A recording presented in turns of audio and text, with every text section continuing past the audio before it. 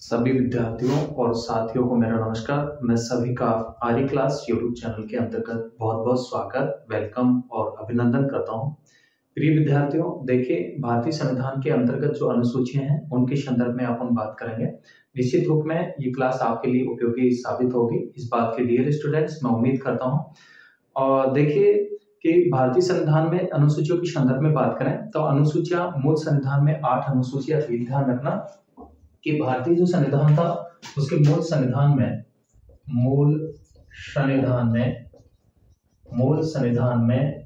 8 अनुसूचियां थी। ठीक है ना, मूल संविधान में 8 अनुसूचियां थी। कितनी अनुसूचियां थी? 8 अनुसूचियां थी। बाद में जो है 4 अनुसूची और जोड़ दी गई। बाद में कितनी जोड़ी गई? +4 ऐड हुई। तो वर्तमान में जो भारतीय संविधान में जो अनुसूचियों की जो संख्या है वो 12 अनुसूचियां हैं। डियर स्टूडेंट्स, मैं बता दूं आपको कि जो पहली जो अनुसूची है और पहली अनुसूची के अंतर्गत जो है 28 राज्य और 8 जो केंद्र शासित जो प्रदेश हैं उनका डियर स्टूडेंट्स उल्लेख किया गया है। इसके अलावा दूसरी अनुसूची के अंतर्गत जो है राष्ट्रपति, उपराष्ट्रपति, लोकसभा अध्यक्ष, इसके अलावा राज्यसभा का जो पदेन सभापति हैं, भारत का नियंत्रक और महालेखा परीक्षक है, राज्यों में जो राज्यपाल होते हैं आदि के जो है वेतन, भत्ते और पेंशन से संबंधित इसमें इस अनुसूची में जो है प्रावधान किए गए हैं। इसके अलावा तीसरी जो अनुसूची है और तीसरी अनुसूची में शपथ संबंधी जो है बातों का जो है डियर स्टूडेंट्स उल्लेख किया गया है। और चौथी अनुसूची के अंतर्गत राज्यसभा की सीटों का जो है उल्लेख किया गया है। डियर स्टूडेंट्स, भारत में जो संसद है, संसद का जो द्वितीय सदन है वो राज्यसभा है और लोकसभा तो देश की जनता का प्रतिनिधित्व करने वाला सदन है, जबकि जो राज्यसभा होता है वो राज्यों का प्रतिनिधित्व करने वाला क्या है? सदन है। तो राज्यसभा में राज्यों को जनसंख्या के आधार पर जो है सीटों का आवंटन किया गया है। तो राज्यसभा में सीटों का जो उल्लेख किया गया है वो चौथी अनुसूची के अंतर्गत इस बात का जो है प्रावधान किया गया है। और जो पांचवी अनुसूची है, पांचवी अनुसूची में अनुसूचित जाति और जनजाति क्षेत्रों के प्रशासन का जो है डियर स्टूडेंट्स उल्लेख किया गया है। छठी जो अनुसूची है, छठी अनुसूची में असम, इसके अलावा त्रिपुरा, मेघालय, मिजोरम और का जो जनजातीय जो प्रशासन है उसके संदर्भ में जो है इस अनुसूची में जो है उल्लेख किया गया है।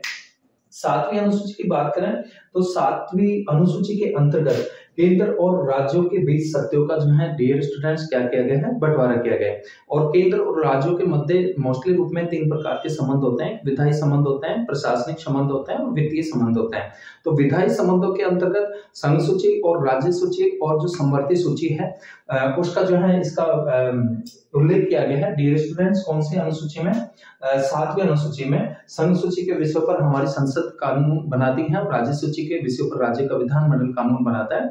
और जो समवर्ती सूची होती है उसमें दोनों सरकारें मिलकर के कानून बनाती है, लेकिन किसी प्रकार का गतिरोध उत्पन्न होता है तो केंद्र सरकार का जो जजमेंट होता है वो क्या होता है? मान्य होता है। ठीक है, तो 7वीं अनुसूची के अंतर्गत केंद्र और राज्यों के बीच सत्ताओं का क्या किया गया है? बंटवारा किया गया है। इसके अलावा जो 8वीं अनुसूची है, 8वीं सूची में 22 भाषाओं का जो है क्या किया गया? उल्लेख किया गया, जिसमें जो हमारी जो हिंदी मातृभाषा है उसको राजभाषा के रूप में जो है अंगीकार किया गया है। और 9वीं जो अनुसूची है डियर स्टूडेंट्स, 9वीं अनुसूची भूमि सुधार से संबंधित है। इसके अलावा 10वीं जो अनुसूची है, 10वीं अनुसूची में दल बदल संबंधी जो है प्रावधान किए गए हैं, अर्थात दल बदल के आधार पर अयोग्यता का क्या किया गया है? प्रावधान किया गया है।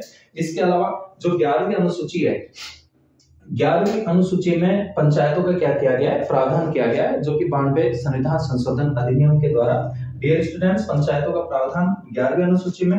और जो 12वीं अनुसूची है ये नगर निकाय से संबंधित इसमें जो है प्रावधान किए गए हैं। नगर निकाय, देखिए, जो स्थानीय स्वशासन है और स्थानीय स्वशासन को 2 भागों में बांटा गया है, एक ग्रामीण स्वशासन और एक जो है नगरीय निकाय।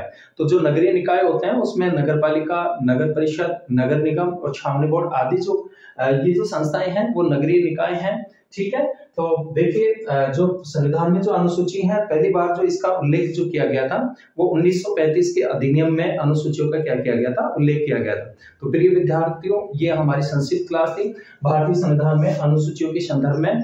निश्चित रूप में आपके लिए जो है परीक्षा उपयोगी है। डियर स्टूडेंट्स, मुझे मोटिवेट करने के लिए आपका लाइक, सब्सक्राइब और शेयर मेरे लिए महत्वपूर्ण है। तो क्लास अगर आपको अच्छी लगे तो क्लास को लाइक, सब्सक्राइब और शेयर कीजिएगा। मिलते हैं नेक्स्ट क्लास में और महत्वपूर्ण जानकारी के साथ में। तब तक सभी विद्यार्थियों और सभी मित्रों का बहुत बहुत आभार।